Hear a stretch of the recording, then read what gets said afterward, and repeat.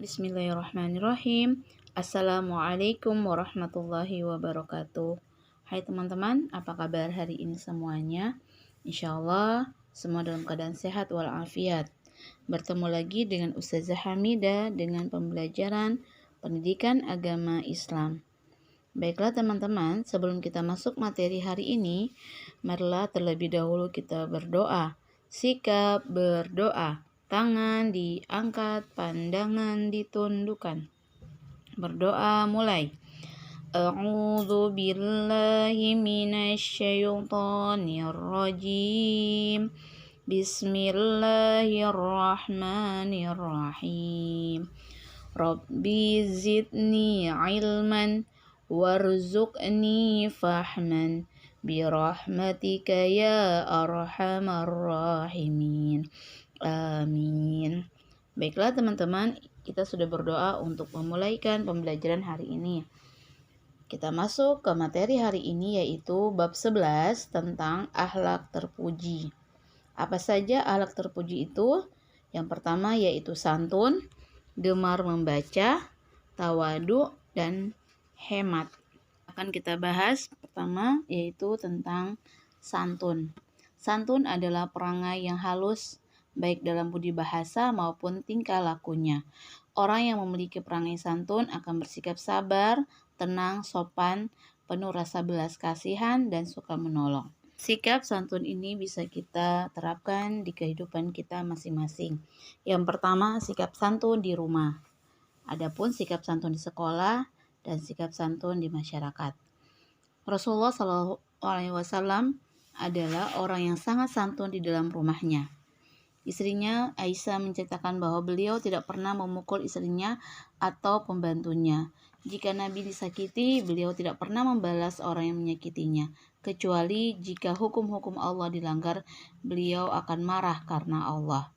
Kemudian, di sekolah adalah tempat menimba ilmu dan budi pekerti. Ilmu dan budi pekerti itu diperoleh dari guru-guru serta dari pergaulan dengan teman-teman. Kesuksesan dalam belajar dapat diraih dengan cara rajin belajar dan bersikap santun terhadap orang-orang yang ada di sekolah. Di masyarakat, kamu juga akan bertemu dengan atau bergaul dengan orang-orang yang lebih beragam. Maka bersikap santunlah kita agar kita disukai oleh orang-orang banyak.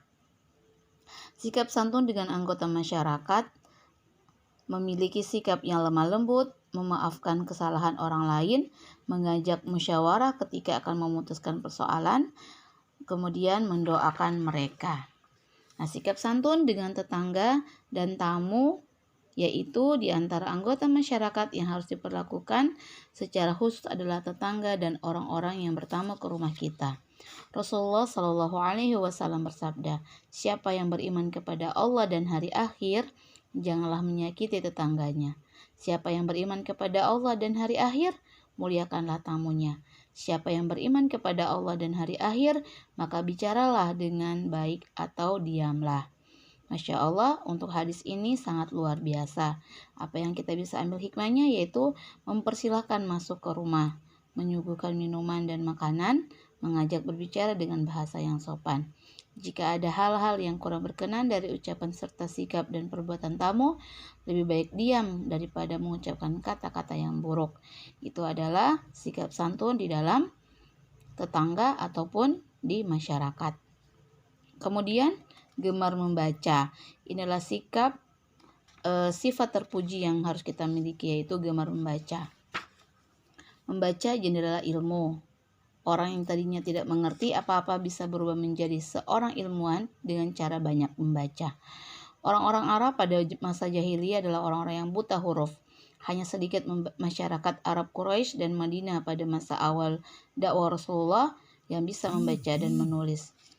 Al-Quran menyebut bahwa mereka adalah bangsa yang ummi atau artinya buta huruf, sehingga masyarakat itu tidak berpengetahuan. Sehingga Al-Quran surat yang pertama kali turun yaitu surat Al-Alaq ayat 1 sampai ayat 5, yaitu Iqra, bacalah dengan menyebut nama Tuhanmu yang menciptakan.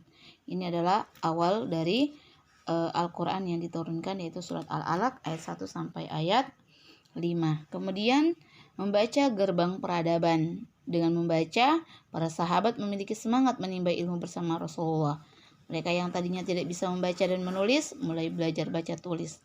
Hasilnya banyak yang pandai membaca dan banyak pandai menulis, bahkan menjadi sekretaris wahyu. Setiap Allah Subhanahu wa taala menurunkan wahyu kepada nabi, beliau meminta salah seorang sekretaris wahyu untuk menuliskannya. Para sahabat saling berprestasi. Umatku yang paling pandai membaca kitab Allah adalah Ubay bin Ka'ab. Paling pandai pembagian waris faraid adalah Zaid bin Sabit. Paling tahu halal haram adalah Mu'az bin Jabal. Hadis riwayat At-Tirmizi. Kemudian sifat yang terpuji ketiga adalah tawadu. Tawadu artinya sifat rendah hati, yaitu sikap tidak angkuh atau membanggakan diri atas kelebihan yang telah diberikan Allah kepadanya. Sifat ini merupakan akhlak yang terpuji. Allah dan Rasul-Nya memerintahkan agar semua kita memiliki kerendahan hati.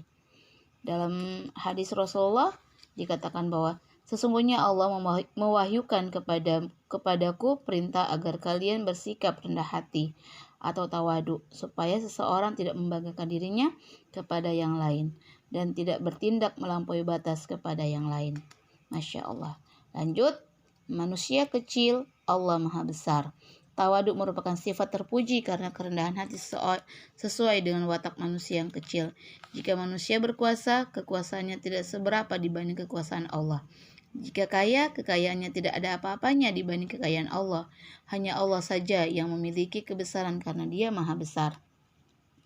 Dalam surat Al-Isra ayat 37 dikatakan bahwa janganlah kamu berjalan di muka bumi ini dengan sombong, karena kamu sekali-kali tidak dapat menembus bumi dan tidak akan sampai setinggi gunung.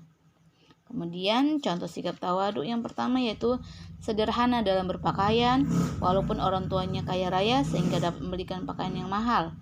Kemudian tidak memamerkan kekayaan dan kelebihannya di hadapan orang lain. Lemah lembut, sopan dan santun dalam berbicara, ramah dan bergaul dengan orang-orang yang baik tanpa memperhatikan status sosialnya.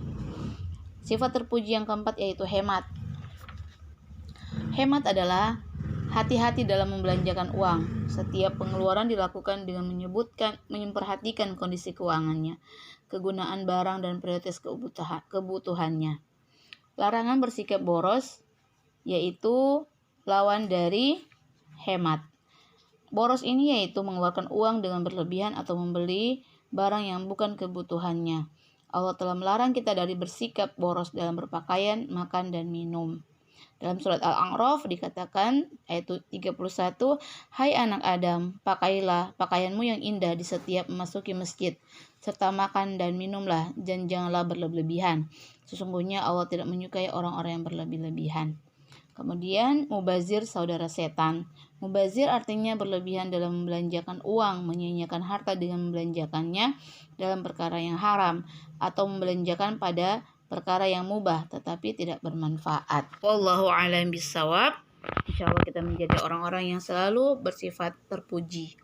Baiklah teman-teman, ini materinya untuk hari ini. Marilah kita tutup dengan bacakan istighfar 3 kali dan doa kafaratul majelis.